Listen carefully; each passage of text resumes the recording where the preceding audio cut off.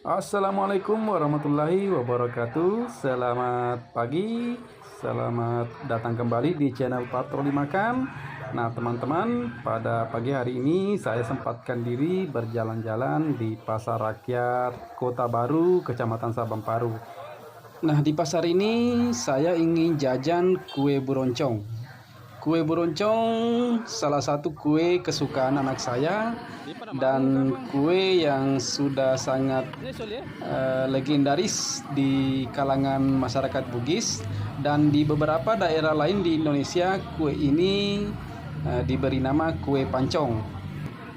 Etnis suku Bugis dan suku Makassar sudah tidak asing dengan kue ini. Nah, teman-teman sekalian, apa nama kue ini di daerah kalian? Tulis di kolom komentar dan jangan lupa subscribe, like, dan komen. Salam hobi